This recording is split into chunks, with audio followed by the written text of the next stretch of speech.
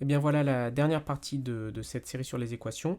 Donc les équations de la forme ax plus b égale cx plus d.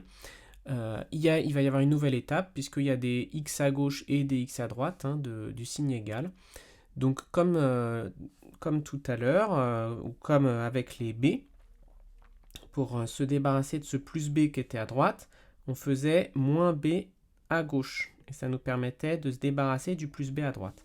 Ici, à droite, on a plus cx. Donc on va faire exactement la même chose.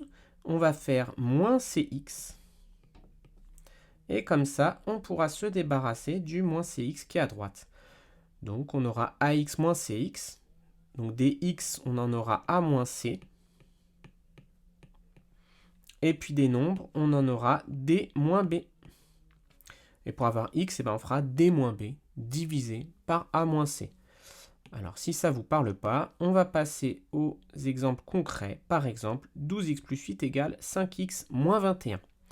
Donc 3 étapes de calcul, on a dit. La première, c'est de faire moins 8 des deux côtés. Ça veut dire qu'à gauche, on va avoir 12x et à droite, on va avoir 5x moins 21 moins 8 ou 5x moins 29.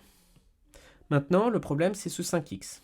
Donc, ce qu'on a dit, c'est qu'on va faire des deux côtés moins 5x. 12x moins 5x est égal à moins 29. Ou je peux réécrire 12x moins 5x, ça me fait 7x, puisque j'en ai 12 moins 5. Donc ça, c'est ma deuxième étape de calcul. Première étape, j'ai retiré les nombres. Deuxième étape, j'ai retiré les nombres à gauche. Deuxième étape, j'ai retiré les x à droite. Et enfin, dernière étape, je divise par 7 pour avoir la valeur de 1x. Et x est égal à moins 29 divisé par 7, c'est-à-dire moins 29 septièmes. Un autre exemple, moins 2x plus 7 égale moins 18x plus 2. À nouveau, première étape, faire moins 7 des deux côtés pour ne plus avoir de nombre à gauche. Moins 2x égale moins 18 plus 2 moins 7. Moins 18x, pardon, j'ai oublié le x, excusez-moi. Moins 18x plus 2 moins 7, c'est-à-dire moins 18x moins 5. Alors, j'ai encore oublié le x, voilà. Moins 18x moins 5. Maintenant, comme j'ai moins 18x à droite, pour m'en débarrasser, je vais faire moins 18x ou plus 18x, donc moins 2x plus 18x est égal à moins 5. Ça, c'est ma deuxième étape. Je vais réduire l'écriture. Moins 2 plus 18, ça fait 16. 16x égale moins 5. Et maintenant, la dernière étape, la troisième, c'est de diviser par 16, puisque moi je ne veux pas 16x, je veux 1x. Donc x égale moins 5 divisé par 16. Alors je peux écrire sous la forme fractionnaire, moins 5 16e.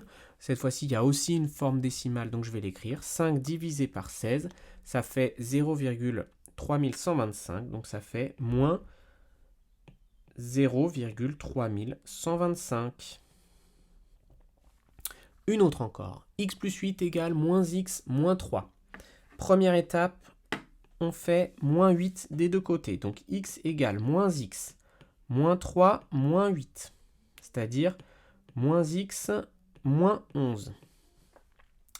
Maintenant, comme il y a moins x à gauche, il faut que je fasse plus x des deux côtés. Moins x, en quelque sorte. Donc x plus x égale moins 11. X plus x, ça m'en fait 2. J'ai donc 2x égale moins 11. Ça, c'est la deuxième étape, du coup. Et maintenant, dernière et troisième étape, x égale moins 11 divisé par 2, que je peux écrire sous forme fractionnaire moins 11 demi, ou sous forme décimale, moins 5,5. Et enfin, 3 quarts de x plus 5 égale 5 sixièmes de x moins 2. Donc, comme précédemment, la première étape, c'est de faire moins 5 des deux côtés. 3 quarts de x égale 5 sixièmes de x moins 2 moins 5, c'est-à-dire 5 sixièmes de x moins 7.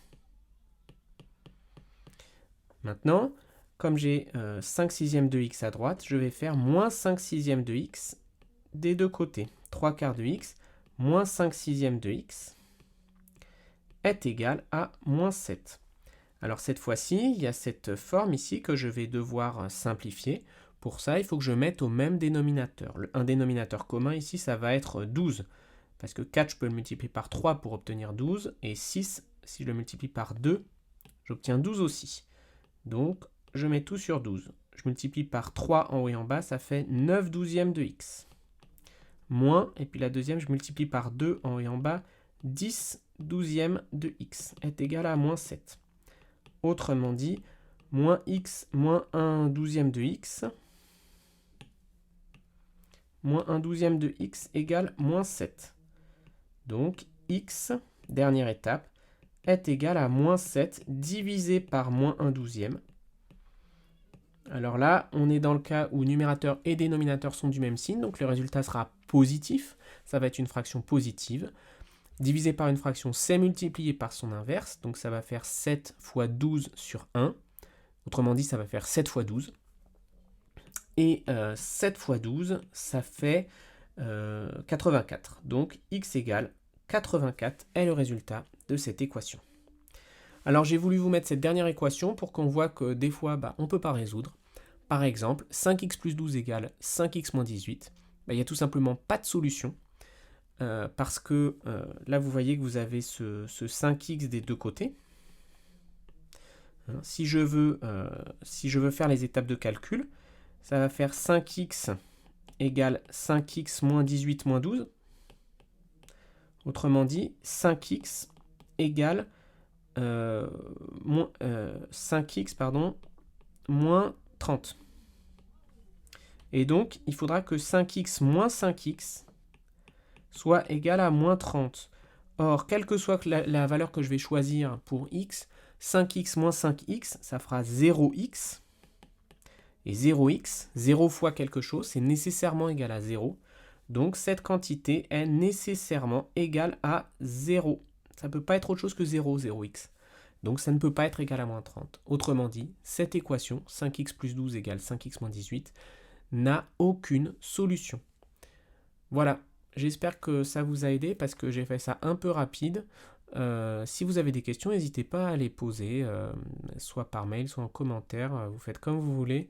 Mais en tout cas, posez-moi des questions. Ça m'aidera à savoir ce qu'il faut que je fasse, ce qu'il faut que j'explique, ce qui n'est pas clair. Voilà. À bientôt.